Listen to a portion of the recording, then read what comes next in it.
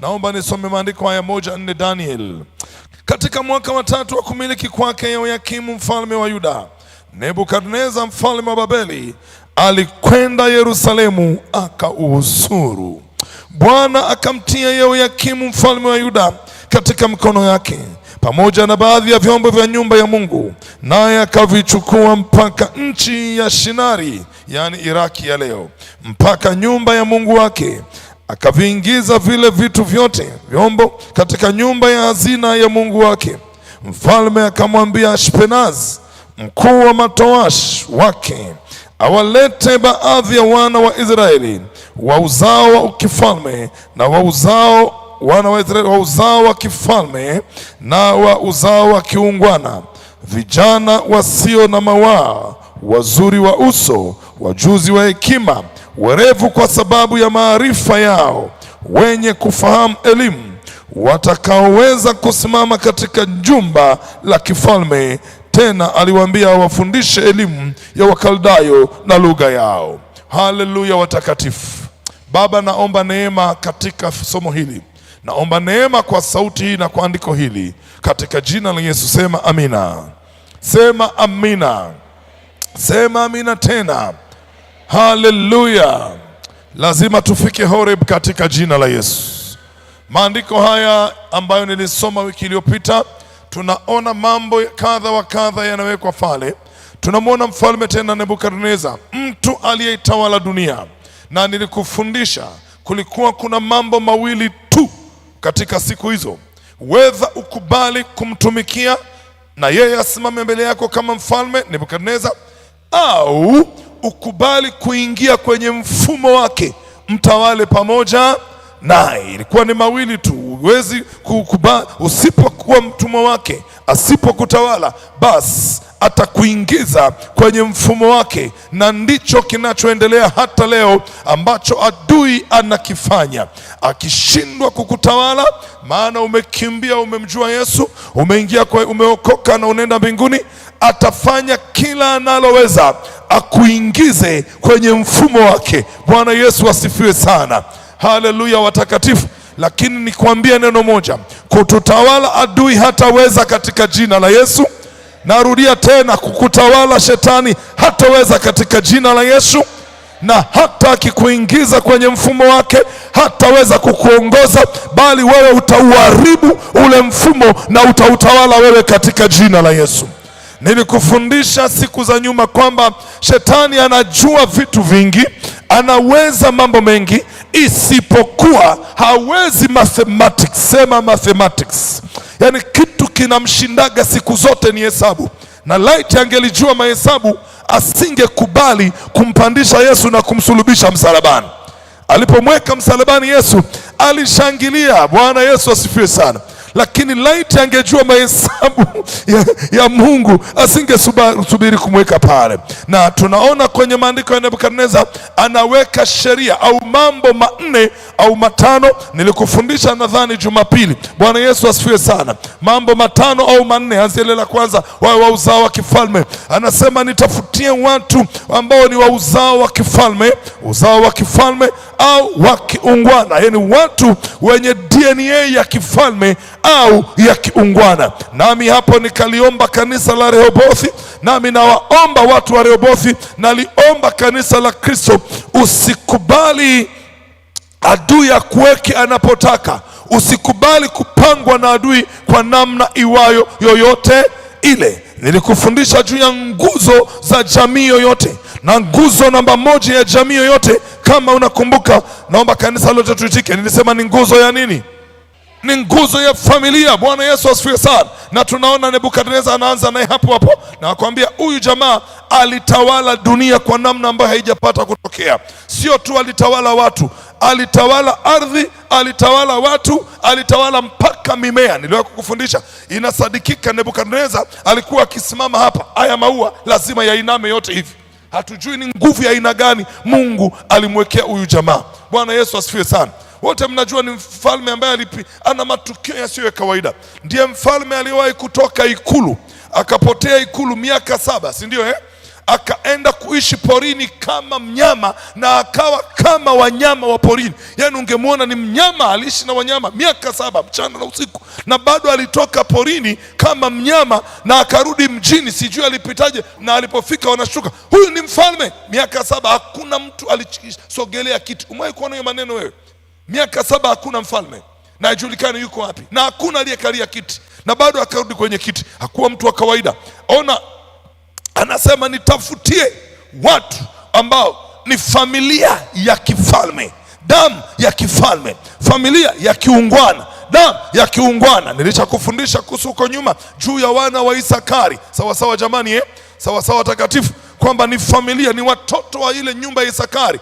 Ilitoa watu wenye akili, ilitoa watu wenye hekima, na Biblia inasema taifa lote la Israeli halikufanya uamuzi wowote bila kuthibitishwa kwanza na wana wa Isakari. Lakini vile vile Biblia inatufundisha juu ya Wakrete. Sema Wakrete, sema Wakrete, ambapo maandiko yanasema Wakrete ni waongo, tena ni wavivu, tena ni mahayawani. Familia nyingine inatamkwa kwenye maandiko ya Wakrete kwamba familia ile ni ya ajabu, imebeba watu waongo, imebeba watu walaghai, imebeba watu wasio wa kweli, imebeba watu wavivu.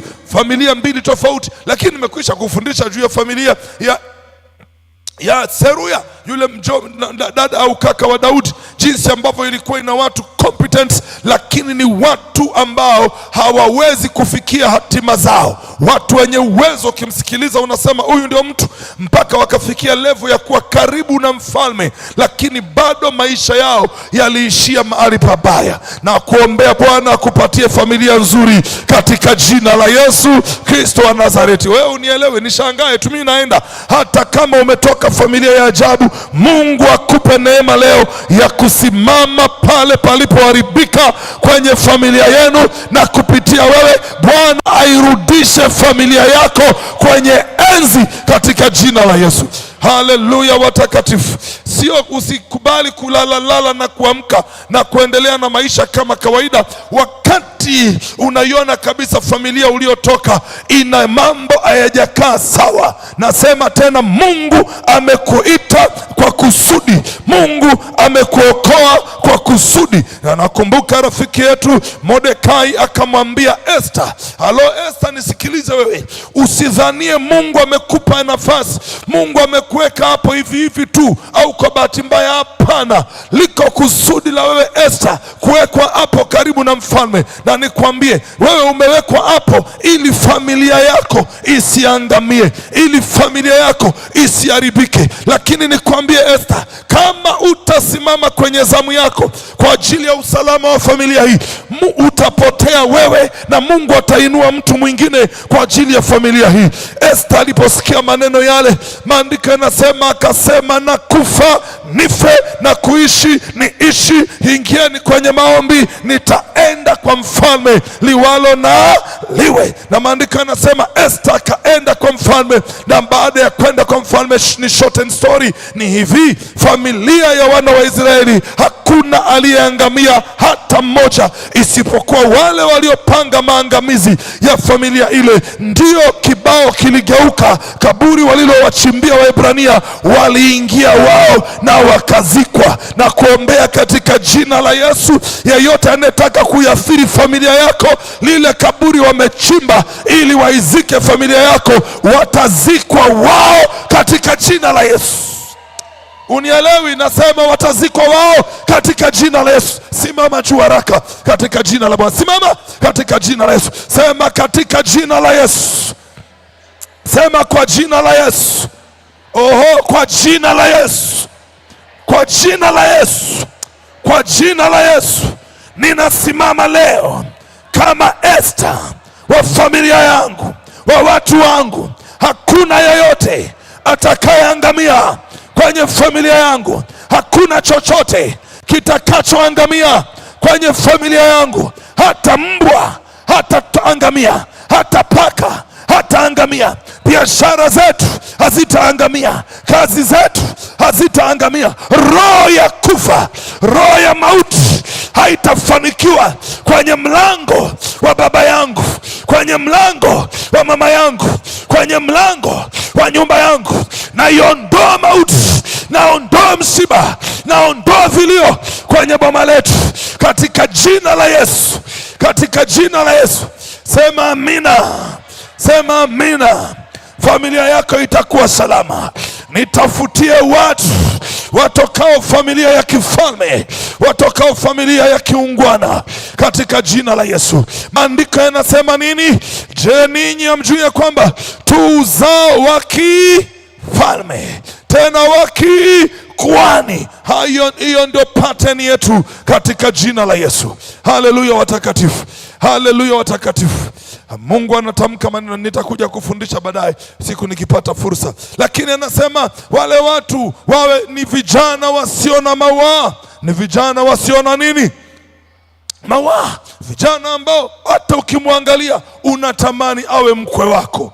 Binti ambaye hata ukimtazama unatamani huyu angalikuwa mkwe wangu. Kijana wa kiume ukimtazama unasema huyu angelikuwa mkwe wangu. Niwaombe vijana, hakikisheni maisha yenu hayana mbambamba katika jina la Yesu. Hebu mwangalie kijana yote aliyekaa naye jirani, mwambie uko fiti wewe kijana, mwangalie na umuulize. Bwana Yesu asifiwe sana. Siwe tu, lazima uwe safi katika jina la Yesu. Bwana Yesu asifiwe sana. Hakuna vijana kuwa hivi hivi. Paulo anamwambia Timotheo, mtu awaye yeyote asiudharau ujana wako, bali jitahidi kujionyesha ya kwamba umekubalika. Na wasi tena washirika wa Rehobothi, awaye yeyote asiyadharau maisha yako katika jina la Yesu. Nasema mtu yeyote asidharau maisha yako kwa jina la Yesu. Mtu yeyote asidharau kazi za mikono yako katika jina la Yesu. Mtu yeyote asidharau chanzo chako cha riziki katika jina la Yesu. Jitahidi, usilale, wake up, amka. Mtu yeyote asidharau, jitahidi, fanya vitu vyako kwa viwango, fanya vitu vyako kwa viwango. Yeyote anayeona kazi yako, naomba kazi zako zikutangulie katika jina la Yesu. Jina lako likutangulie popote katika jina la Yesu. Sema amina kama unanielewa. Sema amina ya Kipentekoste kama unanielewa katika jina la Yesu. Nitafutie watu wa uzao wa kifalme, wawe na akili. Amina watakatifu, wawe bright, wawe bomba kichwani, sio mamburura. Na maandiko yanasema tunazo akili kuliko wakufunzi wetu. Bwana Yesu asifiwe sana. Lakini anasema wawe wazuri, appearance yao, beautiness. Amen, amen. Nikakwambia vaa kifalme, ongea kifalme, kwa lugha nyepesi, muonekano wako uakisi ufalme. Lakini yote haya pale mstari wa 4 anaposema hivi, vijana wasio na mawaa, wazuri wa uso, wajuzi wa hekima, werevu kwa sababu ya maarifa yao.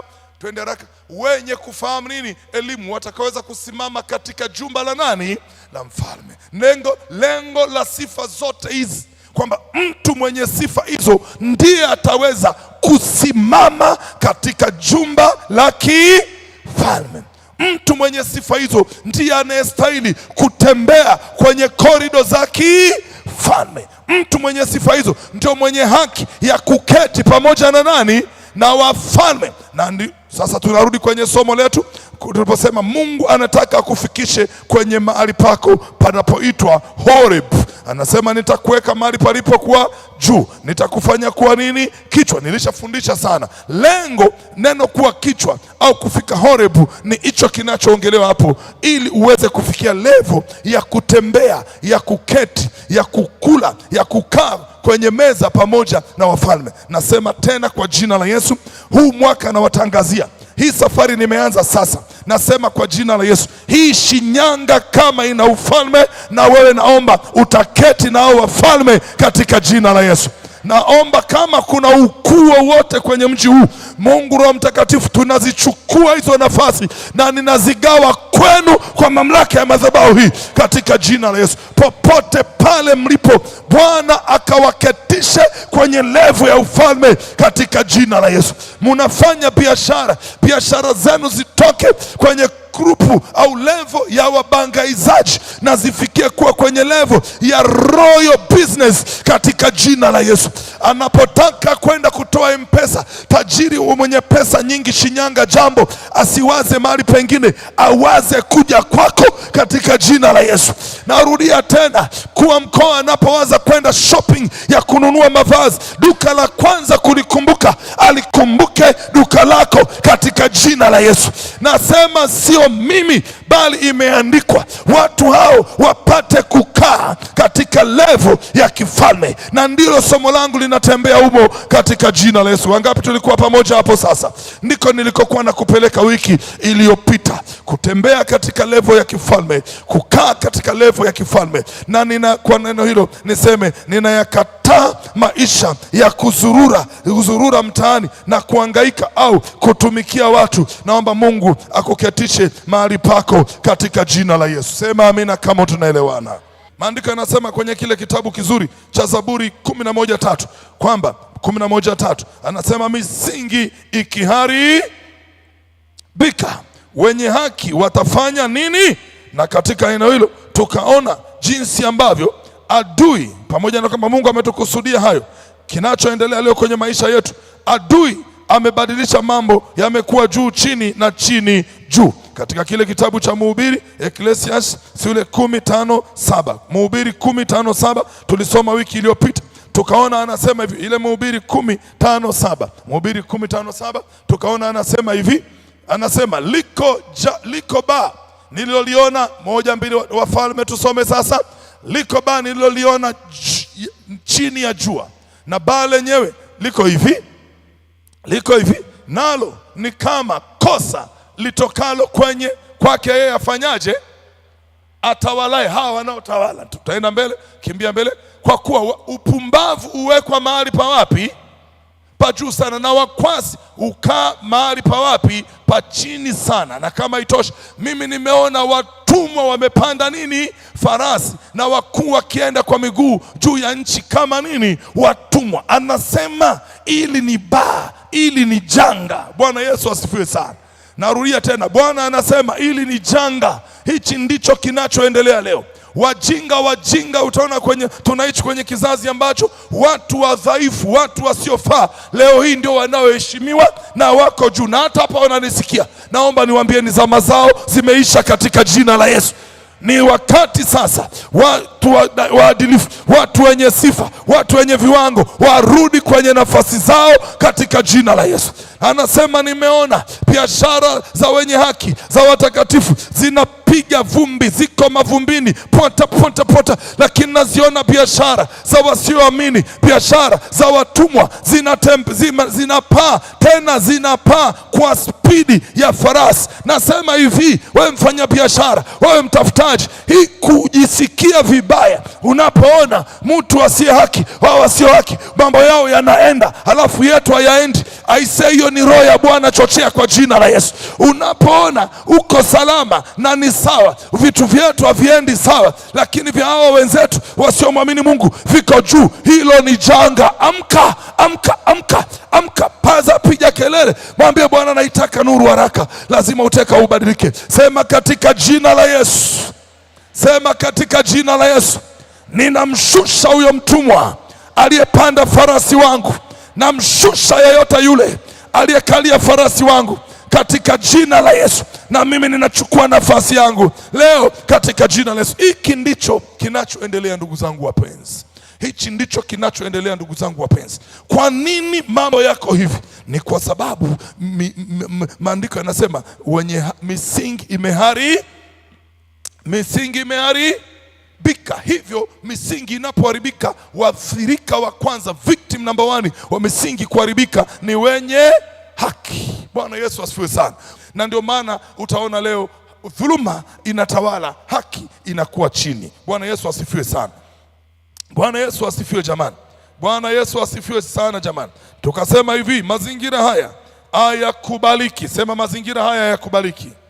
Sasa ili kuelewa kile kinachoendelea kwenye maisha au kwenye jamii yetu leo hii, ili kuelewa nafasi yetu sisi kama watakatifu kwenye maisha au kwenye kizazi hichi, lazima lazima, narudia tena, lazima uelewe kitu kinaitwa, ambacho mimi nimeandika, world system, mfumo wa dunia. Lazima uelewe mfumo wa dunia. Naongea juu ya kubarikiwa na natamani mbarikiwe. Bwana Yesu asifiwe sana. Bwana Yesu asifiwe sana. Na sasa baraka ninazoziongelea, siongelei baraka mbinguni. Naongelea lazima ubarikiwe hapa duniani. Na ili ubarikiwe, ili ustawi, ili ufanikiwe kwenye kitu chochote hapa duniani, lazima uelewe mfumo wa dunia. Sema mfumo wa dunia. Sema mfumo wa dunia. Mfumo wa dunia ninapoongelea ni hivi. Hii dunia katika mzunguko wake imegawanywa kwenye mambo makubwa matatu. Sema mambo makubwa matatu. Luka 4:5-8. Luka 4:5-8.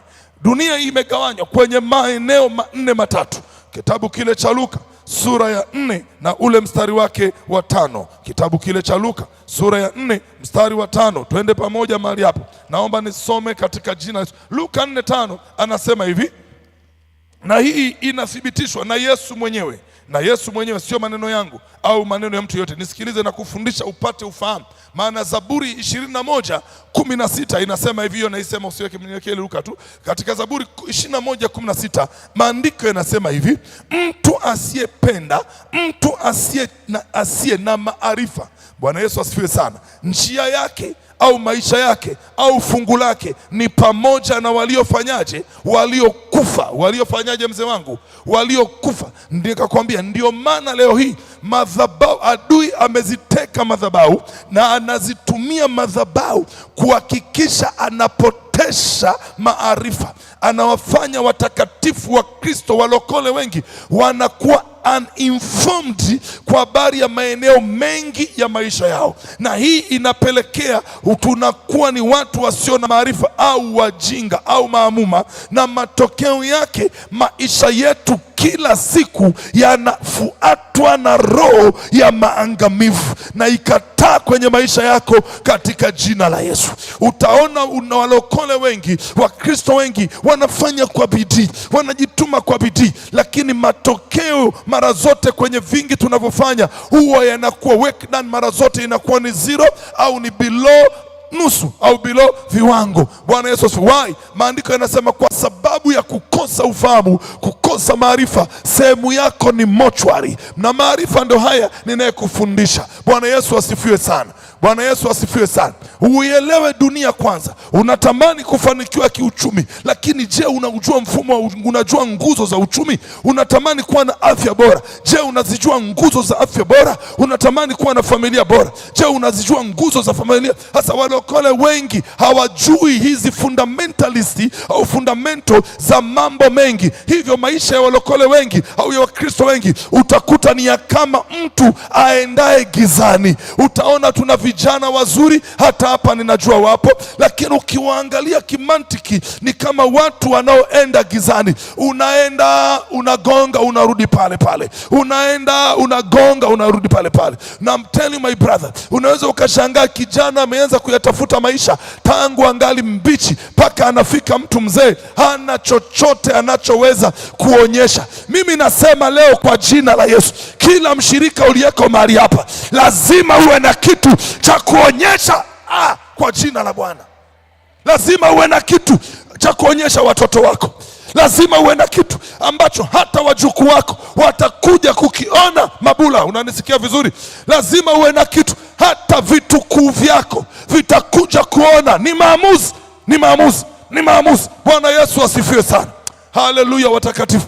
Ni kuelewa mifumo. Sasa dunia ina mifumo mikuu mitatu. Naomba nikuonyeshe sasa, na hii mifumo utaielewa. Maandiko yanasema shetani akampandisha juu. Akampandisha nani? Akampandisha nani? Sasa Yesu anaonyeshwa, akampandisha juu, akamwonyesha miliki zote za ulimwengu kwa dakika hii moja. Alipomwonyesha, Ibilisi akamwambia, nitakupa wewe enzi hii yote na fahari yake, kwa kuwa iko mikononi mwangu. Iko wapi? Nami humpa yeyote kama nipendavyo. Eneo la kwanza ni tunaita domain, enzi. Sema enzi, sema enzi. Mfumo wa dunia uelewe. Eneo la kwanza ni enzi, kingdom, sawasawa takatifu, kingship, ufalme. Enzi maana yake nini? Ni eneo lolote la kijiografia, sawasawa takatifu, sawasawa takatifu, na watu wake na tawala zake. Tunaposema enzi, unaongelea watu, ardhi na rais na ufalme wote. Akamwonyesha, na maana yake nini? Anamwonyesha Yesu kwamba ufalme wote, enzi zote unazoziona ziko chini yangu, nami humpa yeyote ninayefanyaje? Ninayemtaka. Nisikilize wewe mfanyakazi, nisikilize wewe mshirika, ambao Mungu amesema na wewe ya kwamba utaenda kuchukua nafasi ya juu, utaenda kuchukua ubunge, utaenda kuchukua uwaziri, utaenda kuwa rais wa nchi. Naomba nikwambie, havipatikani kwa akili mbovu, viko tayari chini ya mamlaka, na hata Yesu amethibitisha hilo. Anamwambia hizi ninampa ninayemtaka. Bwana asifiwe sana. Anamwambia ninampa ninayemtaka. Sasa kama amewapa hao, Mama Kasiri, unataka wafanyaje? Unataka waende kitakatifu? Inawezekana? Heti hapa hakuna haki, hapa ofisini hakuna haki, hakuna haki, na wanakusikia na bosi anakusikia. Mimi nakwambia, ukiharibu maisha yako usije kunilaumu. Heti ofisi haina haki, haina haki. Hivyo are you okay? Sasa wameshashika, unaanza kupiga kelele ndani ya jumba la watu, hii serikali mbovu, hii serikali imeharibika. Wewe nyamaza, nyamaza. Misingi ikiharibika, wenye haki hakuna wanachoweza kufanya, na utakachojaribu kufanya utaharibikiwa. Kama una mambo hayaendi vizuri pale kazini kwako, naomba nikwambie, yamekushinda, njoo tuombe. Usifungue mdomo, uzingatia hiyo enzi unayoiona hapo. Aliyenayo amefanyaje? Aliyenayo amefanyaje? Amepewa.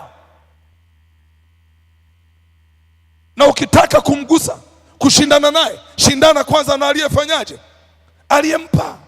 Unaweza kushindana. Yesu, hii nawapa, kubali kunisujudia. Lakini mfumo wa kwanza nimekwambia, mfumo wa dunia, cha kwanza ni eneo la mamlaka, eneo la utawala. Na kwa kutokujielewa tumekaa nyuma. Wanatafuta mwenyekiti wa wafanyabiashara.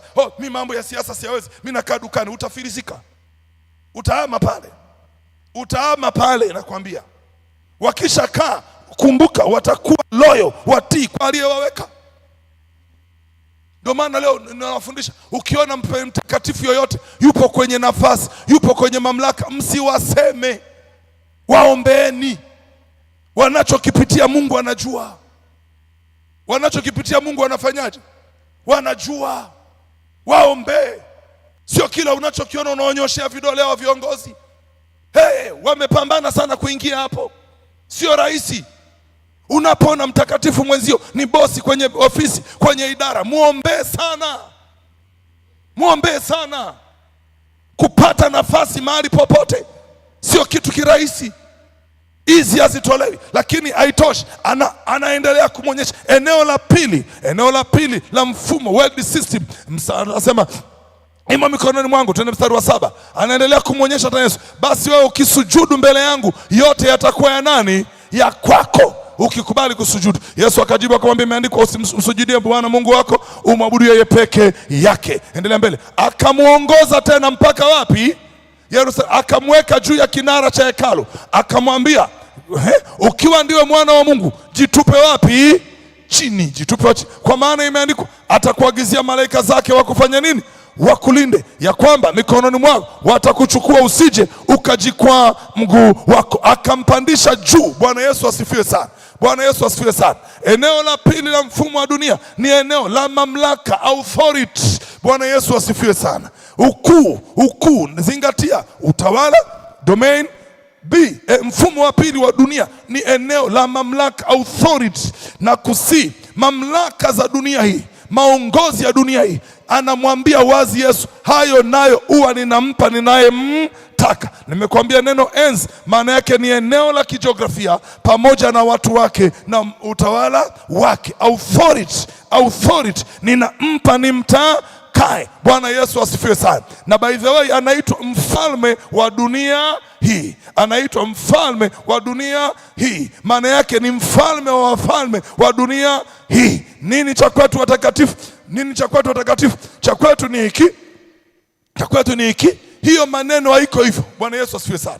Tulipolala, tulipojitoa kwenye kila mambo ya msingi, tukasoma lile andiko nilikuchambulia wiki iliyopita, tokeni katikati yao mukatengwe nao, tukajitoa, tukasema haya ni mambo ya dunia. Wameshika. Eneo la tatu nilikufundisha, eneo la tatu la mfumo wa dunia hii tunasema ni privilege, baraka, utukufu. Anamwambia wazi, miliki yote na enzi yote na utukufu wote ninampa ninayefanyaje? Ninayemtaka. Nisikilize, huwezi kupata baraka, huwezi kuziona utukufu kama haujaiteka enzi na kama hujateka mamlaka. Sawa sawa takatifu. Enzi ndizo zinaamua, mamlaka ndizo zinasimamia baraka ziende wapi. Narudia, utawala, ufalme ndio unaamua, ufalme ndio unapanga, ufalme ndio unaamua, mamlaka zinasimamia. Sule yuko pale. Bwana Yesu asifiwe sana. Wakiambiwa kamata, hata hauruhusiwi kuuliza. Mzee, unaruhusiwa kuuliza? Askari hauruhusiwi kuuliza. Ukiambiwa zuia, huyo unazuia. Hakuna mjadala, hakuna. Sasa utashindana na watu bure, utagombana na serikali bure, utajiharibia maisha yako bure. Hebu naomba nisikilize, nikupe akili katika jina la Yesu. Hayo maeneo matatu ndiyo dunia imefungwa kwenye hayo: mamlaka, enzi. Eneo la pili nimekufundisha ni utawala, authoritative. Eneo la tatu ni baraka au utukufu. Hivi viwili vinaamua baraka ziende wapi. Na kufundisha hii ni mifumo. Kama umenielewa, heshimu enzi yoyote, heshimu mamlaka yoyote, heshimu. Wangapi tuko pamoja mpaka hapo? Sasa maeneo hayo matatu ndio huwa yanaamua vitu viende vipi. Bwana Yesu asifiwe sana. Bwana Yesu asifiwe sana. Haleluya jamani, haleluya jamani. Kama uko nje ya maeneo hayo, nisikilize, kama uko nje ya maeneo hayo matatu, rafiki yangu, usitegemee chochote. Narudia tena, kama tuko nje ya maeneo hayo matatu, tusitegemee kitu chochote. Na tukipata chochote, nafundisha kitu kigumu lakini ndio ukweli, tukipata chochote nasema tumshukuru nani? Mungu. Ndio maana nakufundisha ili tujikaze na watoto wetu, tufanye maamuzi ya kutoboa, tuende huko kwenye hivyo viti vya kifalme, na sisi tukale mema ya nchi katika jina la Yesu. Nebukadneza, mkuu wa ulimwengu wa enzi, anamwambia Ashpenaz, chagua watu wa aina hii. Watu wa aina hii ndio watakaoingia kwenye jumba la kinani? La kifalme. Watu wenye sifa hizi ndio watakaosimama kwenye jumba la kinini? La kifalme. Watu wenye tabia hizi ndio watakaosimama. Sheria imesema hivyo. Ashpenazi anaondoka, anaenda kutafuta. Nilikufundisha wiki ile, popote penye mfalme kuna Ashpenazi. Sawa sawa, nikakufundisha ishi na watu vizuri, kaa na watu vizuri. Naomba nilitoa mfano, sijui ni ibada ya kwanza ya pili, nikawaambia watu mnasema Messi anajua kucheza mpira, si kweli jamani? Lakini naomba niwathibitisheni, kuna watu hapa kijijini Ndala hapa wanapiga mpira Messi aingii, na kuhakikishia wapo. Lakini amekosekana nani? Ashpenazi. Ni mtu tu akwenda kumtoa huyu, jamani, kuna kipawa hiki, akampeleka pale juu.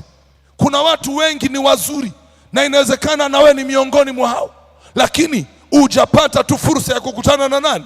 Na Ashpenazi wa kukusemea. Bwana Yesu asifiwe sana. Bwana Yesu asifiwe sana. Usikaa vizuri na watu, kaa vizuri na watu. Uko kwenye kazi, kuna Ashpenazi pale, bosi wako ndio Ashpenazi.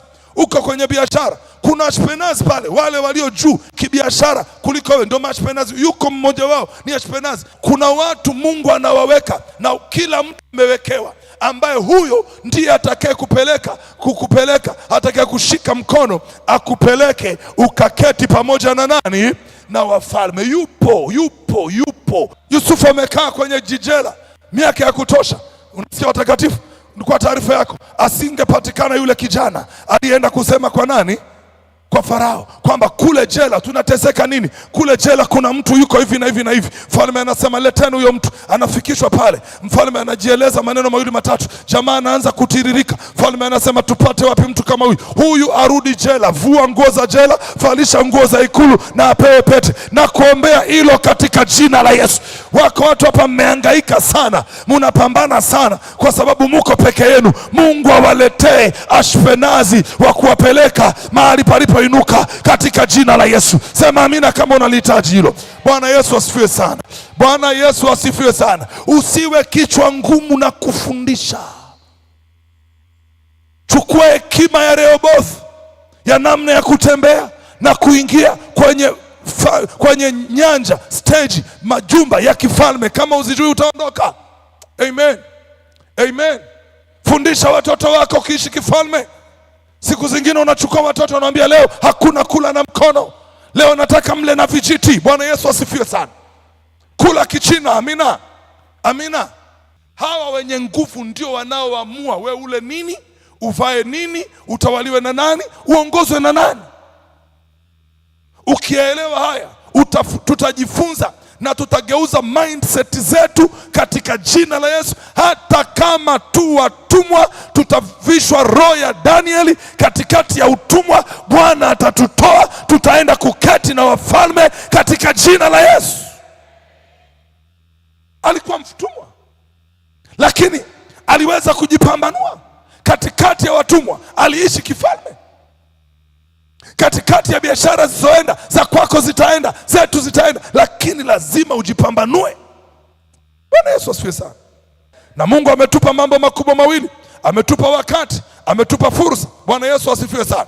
Tukijitambua kwenye hayo, tukajiandaa na tukajiposition kama Danieli alivyojitambua kwamba mimi ni mtumwa, lakini hapana, hili sio fungu langu. Katikati ya utumwa nitaishi kifalme. Unaona zile sifa zote ambazo mfalme alitaka watu wawe nazo ili wakae mahali pa juu, wakazikuta kwa Danieli, tena bora mara ngapi? Mara 10 kuliko wao, akaketishwa juu. Hiyo kanuni ilikuwa kwa Yusufu, ni mtumwa katika nchi ya Misri, lakini alitambua hichi ninachokufundisha kwamba mifumo imeshikwa na adui, na mimi nasema sitapiga goti kwa adui. Tutasimama na Mungu wetu mpaka tutoboe, tuingie mahali panapotupasa katika jina la Yesu. Yesu akamwambia Shetani, ni kweli enzi ni yako, ni kweli mamlaka ni yako, ni kweli utukufu ni wako, lakini sitapiga goti kwako katika jina la Yesu. Magoti yangu yataendelea kupigwa kwa Bwana, maana najua neno hili moja. Hapo mwanzo Mungu alimuumba mtu mume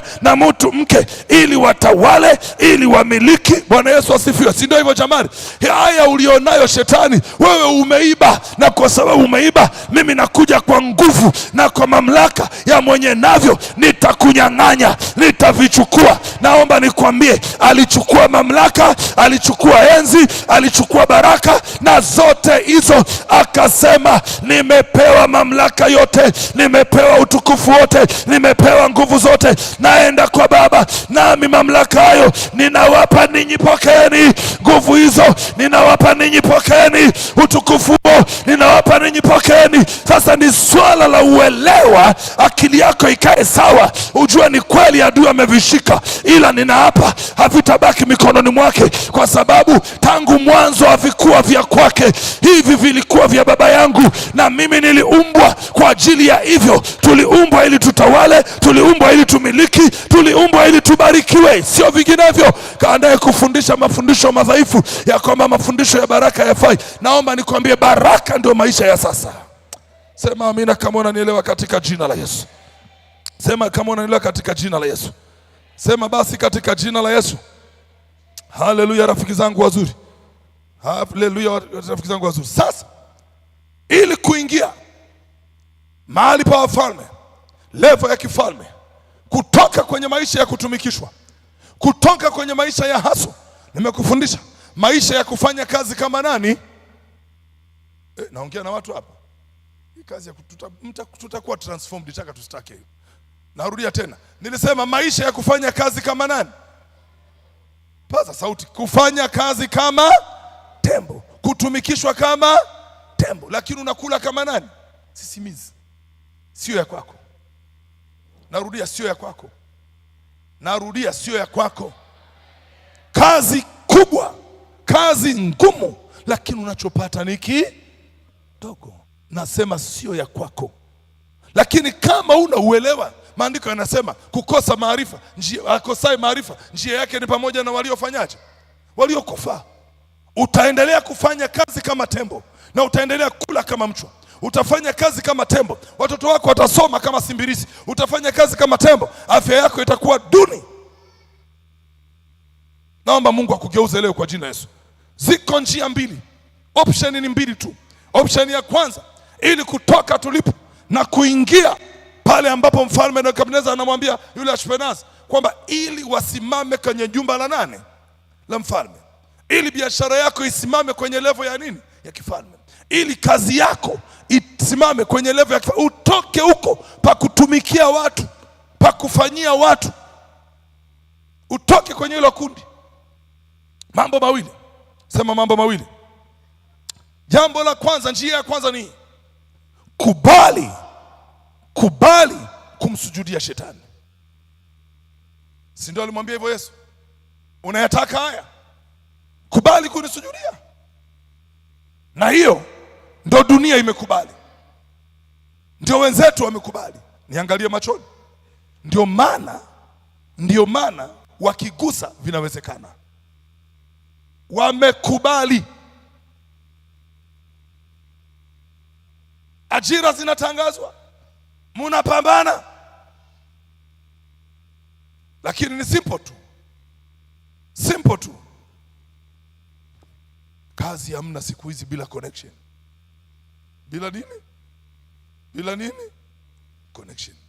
Kwa taarifa yako, ile kazi tunaenda kufanya interview, sawa sawa mama, kuna watu wanaipata bila hata hiyo nini, interview.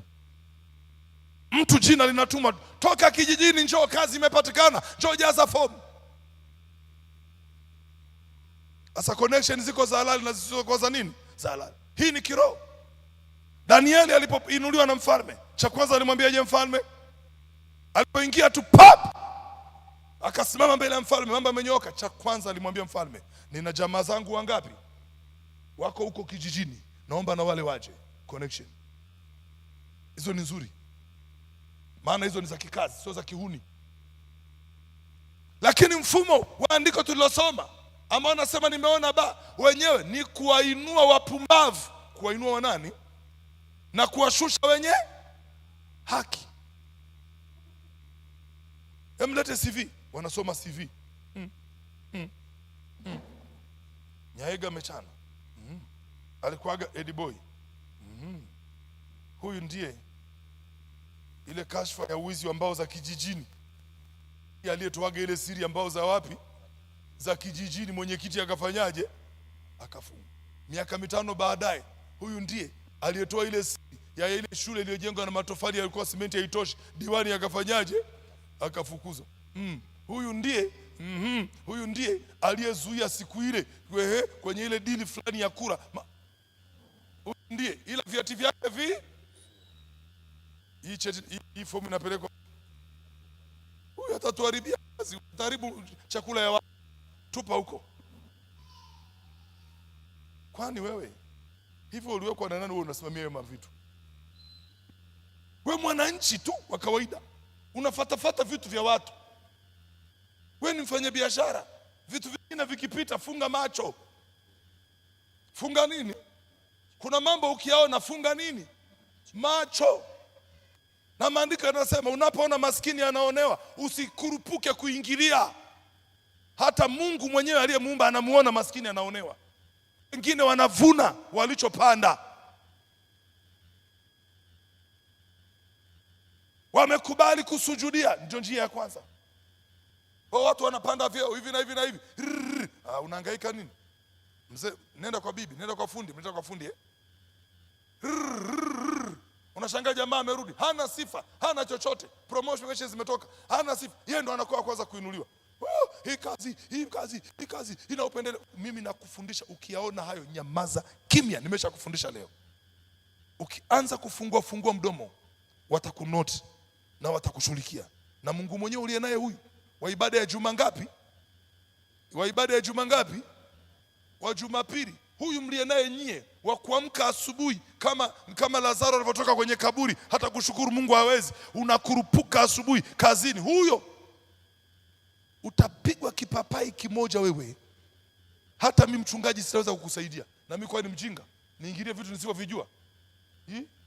Unawekea mkono mtu unaona kama hii namba nyingine hii. Nani anataka matatizo yasiyo na sababu? Na washirika wangu tunaelewana huko. Bwana Yesu asifiwe sana. Pambana na hali yako mzee. Nenda kwa Mamposa, hamna hapa hiyo. Nenda huko mkachanganyane huko. Wamekubali kusujudia. Wewe umekataa, huwezi kuvipata. Lakini njia ya pili. Njia ya ngapi? Njia ya ngapi? Ambayo hii ndio Yesu aliichagua. Ndio Yesu alifanya nini? Aliichagua. Hii ni kinyume na ya kwanza. Alisema sintakusujudia kwa ajili ya hivi. Nitamsujudia Bwana peke yake. Hii ni ya pili, kundi la pili. Ni wale wanaosema hivyo. Na hii ndio ya kwetu. Kwamba hatutakubali kupiga goti kwa Baali katika jina la Yesu kwa ajili ya kupata mkate. Naomba nikwambie, wamtumainio Bwana ni kama mlima Sayuni. Haisei wajapokuwa wajinga hawatafanyaje? Potea. Wajapopita kwenye maji mengi hawatagharikishwa. Wajapopita kwenye moto mwingi hawatateketea. Bali watafika wapi? Sayuni wakiimba, na furaha ya Bwana itakuwa juu ya vichwa vyao. Nasema tena, tusikubali kupiga goti kwa Baali ili kupata chochote. Naomba magoti yetu yapigwe kwa Jehova peke yake. Ana mengi ya kutupatia. Hilo ndio fungu letu, ingawa subira inahitajika katika jina la Yesu. Waache waende. Bwana Yesu asifiwe sana. Chochote kinachopatikana kwa njia hii, naomba nikwambie, kitakaa na wewe hata milele na milele, hata kizazi cha 4 katika jina la Yesu. Lakini vinavyopatikana kwa njia ya kwanza ya kumpigia adui magoti, ya kutumia rushwa, naomba nikwambie utavipata, lakini maandiko yanasema vitaachana na wewe katikati ya siku zako. Chagua kukataa kupiga magoti kwa adui ili kupata, ili kuweza kuingilia mfumo wa dunia. Mimi naomba nikwambie, chagua kumpigia magoti Bwana peke yake, maana hata huo mfumo ambao adui anautawala, na huyo mtawala adui uko chini ya baba yetu katika jina la Yesu. Yeye anatuambia kwenye kile kitabu cha Mhubiri, anasema sio wenye nguvu wanashinda, sio wenye akili sijui wanapata, sio wenye hekima wanakuwa hivi, bali wakati na nini na bahati wamepewa wanadamu wote chini ya jua. Na wakati ni upi? Wakati ni sasa. Kwamba wakati ni upi? Ni sasa. Kumwamini Yesu kuwa Bwana na Mwokozi wa maisha yako. Kama umemtambua Yesu na ameshika ustelingi wa maisha yako, naomba nikwambie, hayo ni majira, hiyo ni nafasi, na ni wakati wako wa kutoboa, na utatoboa watake wasitake katika jina la Yesu. Sema amina. Sema amina. Wiki iliyopita tuliona hichi kitu, na kiko hapa nisikirudia, katika kile kitabu cha Wakorintho wa pili 6:14 na 17. Wakorintho wa pili, andika 6:14 na 10, Wakorintho wa pili 6:14 18. Lakini vile vile hiyo inapambanishwa na Yohana 17:14 18. Hiyo inapambanishwa na Yohana 17:14 18. Katika Wakorintho wa pili 6:14 anasema tokeni katikati. Anasema pana shirika gani kati ya nuru? Msifungiwe nira pamoja na wasioamini kwa jinsi isivyo sawasawa. Kwa maana pana urafiki gani? Twende haraka haraka kwa spidi pa 18. Kati ya haki na uasi. Tena pana shirika gani kati ya nuru na giza? Endelea. Tena pana ulinganifu gani kati ya Kristo na Beliari au yeye aaminie ana sehemu gani pamoja na yeye asiamini? Twende spidi, ongeza rafiki. Tena pana mapatano gani kati ya hekalu la Mungu na sanamu? Kwa maana sisi tu hekalu la Mungu 17 aliye hai, kama Mungu alivyosema ya kwamba mtakaa ndani yao na kati yao nitatembea. Nami nitakuwa Mungu wao, nao watakuwa watu wangu. Tuendelee haraka, andika kwenye masomo. Kwa hiyo tokeni katikati yao mkatengwe nao, asema nani? Bwana. Msiguse kitu kilicho kichafu, nami nitawakaribisha, na sio kuwakaribisha tu, nitakuwa baba kwenu, nanyi mtakuwa kwangu wanangu wa kiume na wa kike, asema Bwana Mwenyezi. Hivyo basi, lakini andiko hilo tukitaka kulielewa vizuri, tunakuja kwenye Yohana 17:14 18. Utaona andiko hili tukasema ndipo shida ilipoanzia kwa Wakristo. Hapo ndipo adui alipopatia nafasi, kwa kukosa tafsiri sahihi ya andiko lile, kwa kukosa tafsiri sahihi ya andiko lile la kwanza. Nisikilize vizuri, Wakristo wengi tulijiondoa kwenye kila kitu, tukasema hivyo ni vya shetani, biashara hiyo ni ya wasiookoka, kazi hizo ni za wasiookoka. Tukajiondoa kila eneo, na matokeo yake hao wasio haki wakabakia wamekamata kila eneo, na walipobaki kwenye kila eneo wakatengeneza nini? Mifumo. Sasa sisi tuliokoka tunakuja kuteseka. Ukienda kwenye biashara, wametengeneza nguzo za namna yao kwa njia zao. Ndio maana leo uliokoka ukiingia zinakukataa. Sawa sawa. Why? Tulikosea, tuliondoka tukawaachia jumba. Ukienda kwenye migodi, nenda kachimbe. Una utakachofanya. Maneno utakayosikia, mafundisho utakayosikia, kila mtu atakwambia, bwana, ili upate lazima ufanye hivi, ili upate lazima ufanye. Hakuna atakaye kutia moyo. Na hata walokole tukikuta tutakwambia, umeingia kwenye madini, utayaweza wewe Mefi? Hiyo kazi bwana ina ushirikina mwingi. Naomba niwaambieni, hakuna mahali penye shetani mwingi, hakuna mahali penye shetani mdogo. Shetani yupo kila mahali. Bwana Yesu asifiwe sana. Labda mahali pasipo na chochote ndo anaweza asiwepo, maana huwa hakai mahali pasipo na chochote. Lakini mahali penye chochote shetani atakuwa mwingi, taka usitaki. Naomba niwaambieni katika jina Yesu. Yesu akijua tatizo hili, anajibu hilo swali kwa 17:14. Anasema hivi, Yesu anasema mimi nimewapa neno lako na ulimwengu umefanya nini? Umewachukia, kwa kuwa wao sio ulimwengu kama mimi nisivyokuwa wa ulimwengu. Twende haraka. Mimi siombi kwamba ufanyaje?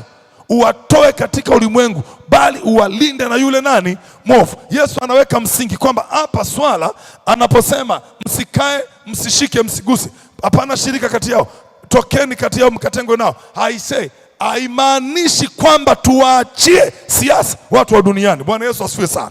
Anamaanisha, Yesu anasema hivi, pamoja na ukweli huo, anasema kuchukiwa mnakochukiwa nyie sio tatizo. Nyie mnachukiwa, mfumo wa dunia huwataki nyie, kwa sababu nyie mmekataa kupiga nini? Goti. Na ndio maana huwataki. Baraka za dunia zinakontroliwa na mfumo. Nakwambia baraka haziwataki nyie, kwa sababu nyie mmekataa kupiga nini? Goti. Na mwenye kushika hiyo enzi ameapa hazitawafuata. Ila anasema, lakini nawaombea hivi, nimewaombea. Bwana Yesu asifiwe sana. Msiondoke kwenye hicho kinyang'anyiro cha utafutaji. Bwana Yesu asifiwe sana. Nimeombea msitoke wanangu, pamoja na mashambulizi, pamoja na vita, pamoja na ugumu, mimi nimewaombea katika jina la Yesu. Usiondoke, usifunge biashara, pamoja na kwamba vitu haviendi. Anasema nimekuombea. Usiondoke kwenye hiyo kazi, hata kama mambo yamekaaje, pamoja na kwamba hali sio nzuri. Anakwambia unachukiwa, hawakutaki kwa sababu hujakubali kupiga goti, ila fahamu mimi nimekuombea. Koma, ng'ang'ania, kitaeleweka katika jina la Yesu. Bwana Yesu asifiwe sana. Naomba nikwambie, tulikosea jana, hatutakosea leo katika jina la Yesu. Hatutaondoka, hatutatoka pale Mungu ametuweka paka kimeeleweka katika jina la Bwana. Hatutafunga maduka, hatutafunga biashara, hatutafunga viwanda eti kwa sababu wateja hawajaja, eti kwa sababu hapana, hapana, hapana, hapana. Danieli alisubiri miaka zaidi ya 70, na ilipotimia 70 haoni chochote, akasema liwalo na liwe, akaenda katika mto akapiga zile 21 paka kieleweka. Kuna mambo mengine hayawezekani isipokuwa kwa kufunga na kufanyaje? Na kuomba. Maandiko yanasema mjapigana vita hata sasa, hata kumwaga damu. Kwa nini mnakubali kushindwa watakatifu? Yesu anasema hatoki mtu Shinyanga paka kimeeleweka katika jina la Yesu. Hatoki mtu hapo mtaani paka kimeeleweka katika jina la Yesu. Hebu naomba chukua ujumbe huu, wapelekee wale walishindanao na wewe, wale walioweka vita na wewe, wale wanaosema watakumaliza. Nenda kawaambie, Bwana amesema sitatoka hapa, hatoki mtu, yuko pamoja na mimi, yuko pamoja na mimi. Ulinzi wa Bwana umeahidiwa katika jina la Yesu. Kwa nini ameahidi ulinzi? Kwa sababu anajua kwenye mfumo wa dunia usiowataka nyie watawashambulia. Mashambulizi ni mengi kwenye biashara zenu, lakini nasema msikate tamaa. Ametuahidi ulinzi katika jina la Yesu. Mashambulizi kwenye eneo la afya ni mengi, nasema usikate tamaa. Ametuahidi ulinzi katika jina la Yesu. Mashambulizi ni mengi kwenye familia, nasema msikate tamaa. Tumeahidiwa ulinzi katika jina la Yesu. Anasema duniani mnayo dhiki kwa sababu mifumo imekamatwa na adui, lakini watakatifu endeleeni kumgoja Bwana, endeleeni kuvumilia, endeleeni kusubiri, endeleeni kupambana. Tumezingirwa na ukuta wenye moto, hakuna hakuna litakalo tupata, hakuna litakalo tuzuri. Bwana akiwa upande wetu, nani atakayetutoa mahali petu? Nasema pokea roho ya kung'ang'ana mpaka ufikie hatima yako. Pokea roho ya kung'ang'ana mpaka kimeeleweka. Na ikataa roho ya kukata tamaa, na ikataa roho ya kutokumaliza vitu, na ikataa roho ya kuanzisha vitu na kata tamaa. Nasema musamiati wa kusema haiwezekani haupo tena. Leo nimegundua siri, kumbe vinavyowezekani si kwa sababu ya uvivu. Bwana Yesu asifiwe sana. Bwana Yesu asifiwe sana. Naomba inuka mahali pako na Mungu akutokee katika jina la Yesu. Inuka mahali pako na Mungu akutokee katika jina la Yesu. Haondoki mtu hapa, kitaeleweka, tutatoboa katika jina. Na Mungu ametusaidia na tumefanikiwa sana. Sema amina. Sasa kulingana na andiko hili tulilowekewa hapa, mambo matatu. Mambo mangapi? Mambo mangapi? Matatu. Mara zote watakatifu huwa ndio tunaelekea huko. Wakristo wengi wachunguzi huwa wanaangukia kwenye mambo ya matatu. Jambo la kwanza au kundi la kwanza ni kukubali kujitenga. Tunasema separation. Sema separation. Hii hatua hii au maamuzi haya ukiyachunguza, ndio wengi ya walokole au Wakristo wamechagua. Kila kitu wamejitenga nacho, kila kitu wamekikataa. Tunaishi duniani leo, kila mahali tumejitenga na kila kitu, na vyote tulivyojitenga navyo adui amevikamata. Kweli sio kweli? Kweli sio kweli? Tukasema biashara ya hoteli ni ya watu wa duniani. Leo mahoteli yote makubwa ni ya watu wa wapi? Wa duniani. Na tunajikuta sisi tunaenda kulala kwenye hayo ya mahoteli tukisafiri. Nitafutie hoteli bora ya mtu aliyeokoka. Tunaenda kulala kwenye mahoteli yao. Na kwingine tunalala, tunaishia kukabwa usiku. Maana mwenye hoteli hili siku anaizindua, ametoa kafara, alipiga magoti. Alikubali kupiga magoti, akapewa hoteli, na ile hoteli ina mazindiko. Unalala unaota, miguu iko juu, unafukuzwa na madudu, mazombi, unaanza kukemea, na hayatoki pale, ni kwao, yamekukera, ondoka wewe. Leo tumesema kila biashara nzuri hiyo sio ya kwetu. Kufungua, kujenga hoteli hatuwezi, kuweka mashine hatuwezi, kufanya hivi hatuwezi, wengine mpaka hata zile za kawaida. Tutakuta leo walokole wengi tumebakia kwenye biashara, na ninazipiga marufuku, na mnaozifanya na wapa muda, lazima muenuke juu kwa jina la Yesu. Leo tutakuta vile vibiashara vya ovyo ovyo ndio tunasema ni vya kwetu. Unakuta kimlokole mzima ana vimandazi vyake kwenye kikapu, anatembea vimepauka. Yani hivyo ndio vinatufaa vya wanaoenda mbinguni. Sawa sawa, tunaelewana vizuri? Kwenda kuchimba dhahabu pale Kahama, tunasema hiyo ni ya watu wa wapi? Hivi tuko sawa mwanangu? Kashika vimiwa, anatembea navyo, vimepauka. Huyo ndo nani? Huyo ndo nani? Mlokole. Nani unakuta mlokole ana kaduka, unasikia mzee Kapani, kaduka, nguo zenyewe ukiziangalia, yeni mpaka leo duka linauza Cinderella. Hivi mwanamke gani atakuja kununua nguo kwenye hilo duka? Nguo unazouza za mwaka 40 na ngapi? Tunaelewana nyie kwa jina la Yesu? Tumejitoa, tumejitenga, tokeni katikati yao. Kila kitu hicho hapana, hicho hapana, hicho hapana. Ndio maana uko hivyo. Ile ni biashara. Nimefundisha Jumapili, kuna tofauti ya imani na elimu. Sawa sawa, kuna tofauti ya imani na nini? Elimu. Danieli akafundishwa elimu yote ya Kikaldayo. Elimu ya Kikaldayo ilikuwa uchawi, mnanisikia?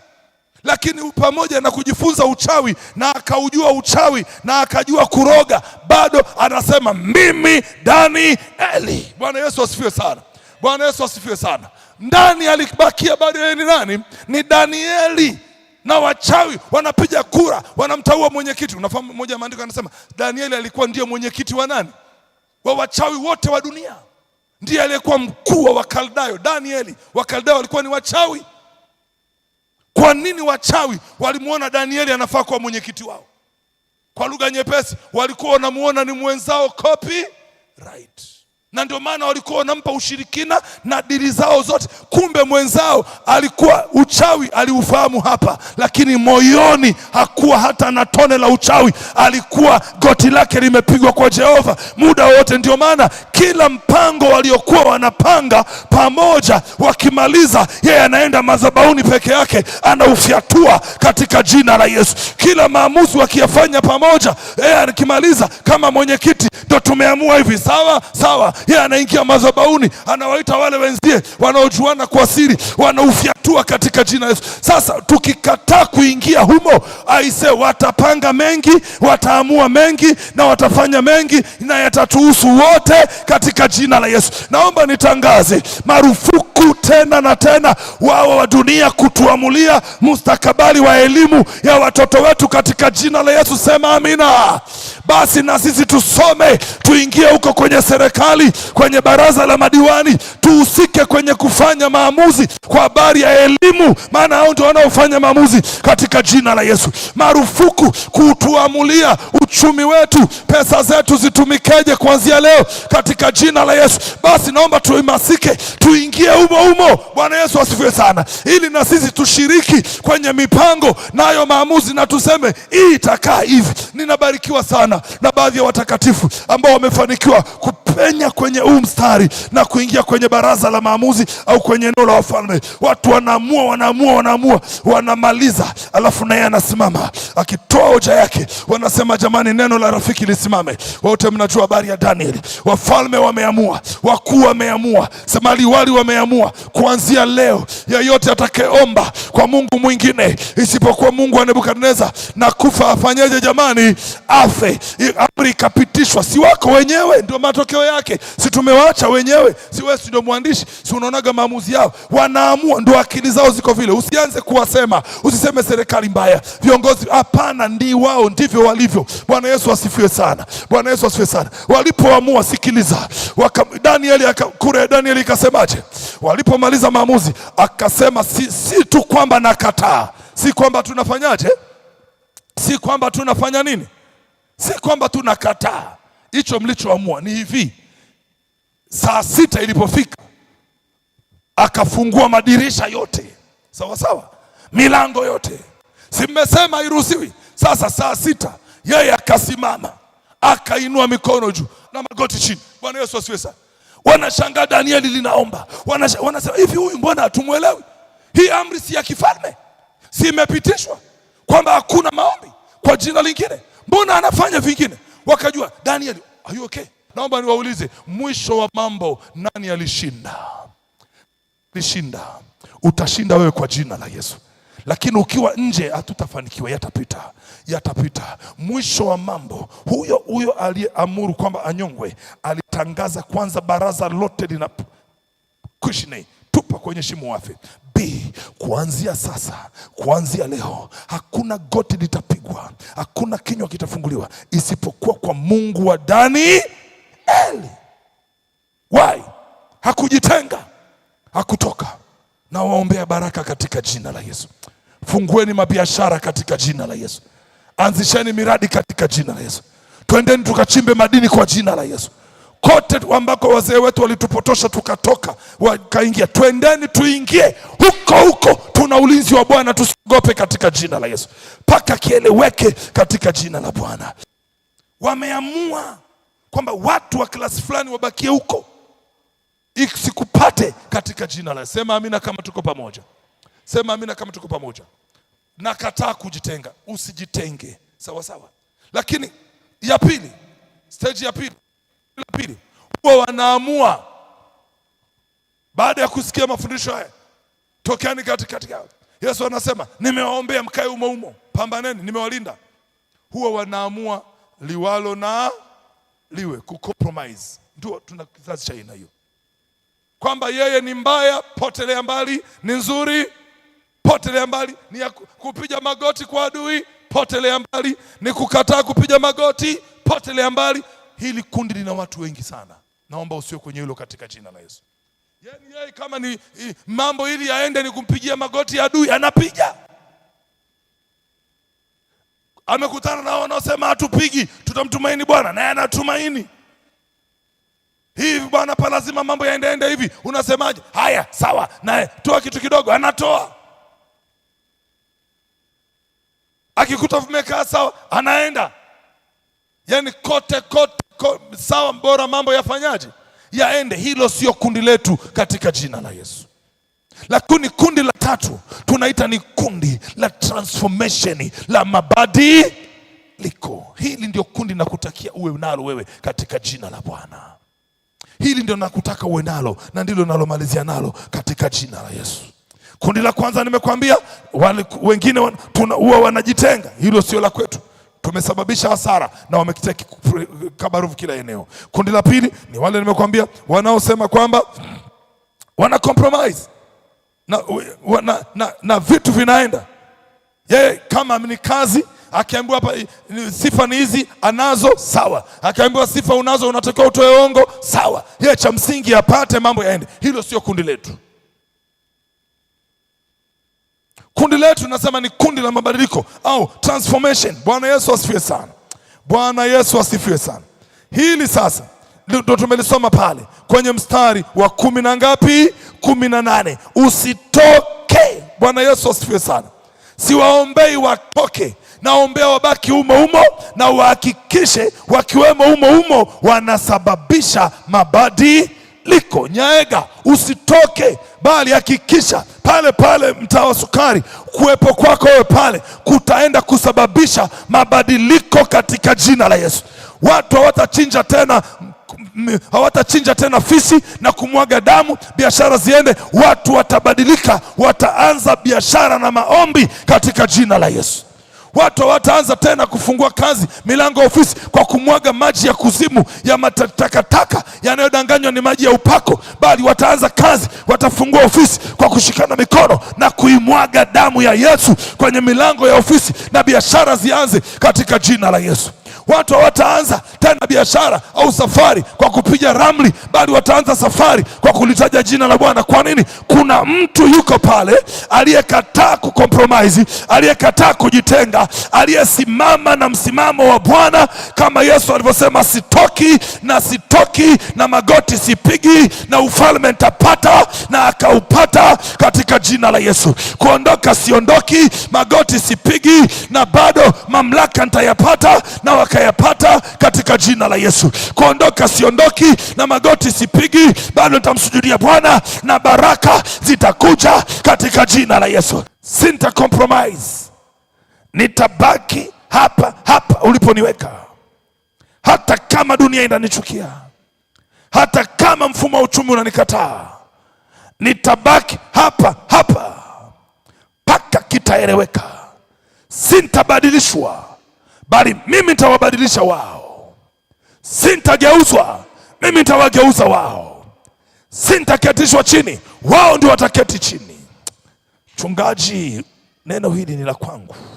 Leo ni siku yangu ya kutoka mahali nilipo, naenda kuketi pamoja na wafalme, naenda kutembea kwenye njia za wafalme, nitaenda kufanya biashara kwenye levo ya kifalme, nitauza na kuchuuza kwenye levo ya kifalme. Kimbia hapa mbele haraka katika jina la Yesu. Kimbia mchungaji, leo ndo saa yangu, hilo andiko linaenda kutimia kwenye maisha yangu. Usitembee, nimesema kimbia, kwamba ninaama kutoka levo hii, ninaingia levo ya kifalme. Watoto wangu ninawahamisha kwenye levo hii, tunaingia kwenye levo hii. Ninazuia msafara sasa hivi. Ningesema kimbia, na maanisha kimbia. Mambo ya imani sio kila mtu tu, wanaochelewa acha wakose katika jina la Yesu. Weka mikono yako juu. Sijakuita hapa tuje tupunge mapepo, nimekuita hapa mbele tufanye kazi. Na kazi yenyewe ni nyepesi, ni ya kuteka, ni ya kuteka falme, ni ya kuteka mamlaka, ni ya kuteka, ni ya kuangusha. Sema katika jina la Yesu. Oho, katika jina la Yesu ninavaa chapa za Kristo mikononi mwangu. Sema kwa jina la Yesu, kwa jina la Yesu, kwa jina la Yesu ninavaa chapa za Kristo, alama za Kristo, vazi la Kristo, vazi la Kristo lililochovya kwenye damu yake. Kuanzia sasa kwa jina la Yesu ninafungua malango ya giza, malango ya giza yaliyokamata, yaliyozuia hatima yangu kwa miaka mingi, kuanzia leo kwa jina la Yesu, kwa jina la Yesu, yeyote yule aliyekalia farasi wangu, aliyekalia kiti changu na kuniweka kwenye kiti cha mateso, cha moto, cha maumivu, natangaza leo uovu huu, baa hili, janga hili halitaendelea machoni pangu tena. Eti watumwa wamepanda farasi, wafalme wanaenda kwa miguu. Hilo neno sio langu tena. Uovu huo hautaendelea machoni pangu. Orika sekataraba, paza sauti. Uovu huo hautaendelea machoni pangu kwa jina la Yesu, kwa jina la Yesu. Yeyote yule aliyekalia nafasi yangu isivyostahiki, hiyo ni dhambi, hilo ni kosa, na natubia leo kukubali ujinga huu kuendelea machoni pangu kwa jina la Yesu, kwa jina la Yesu, kwa jina la Yesu, kwa jina la Yesu. Ewe ufalme, ewe enzi, ewe ufalme, ewe enzi, ewe enzi uliye mikononi mwa Ibilisi, na kuamuru leo kwa jina la Yesu, kwa jina la Yesu, Shetani utatoa, utaachia, utaachia, utaachia kwa jina la Yesu. Apigi mtu magoti. Utaachia, utaachia, utaachia, utaachia, na ulivyomeza utatapika kwa jina la Yesu. Utatapika. Watoto wangu, biashara yangu utaitapika, mtaji wangu utatapika, kibali changu utatapika, nyota yangu utatapika, bidii yangu utatapika, jitihada zangu kwa jina la Yesu, kwa jina la Yesu, kwa jina la Yesu, kwa jina la Yesu. Haya ni maombi ya vita. Piga kelele kama wale jamaa waliozunguka Yeriko. Anza kuomba unazunguka, anza kuomba unazunguka. Zunguka enzi yako. Wewe ni mfanyakazi, zunguka kiti chako. Wewe ni mtu wa biashara, zunguka duka lako. Wewe ni mtu wa mkulima, zunguka shamba lako. Nasema zunguka, unielewi? Zunguka kama vile ulivyozunguka Yeriko.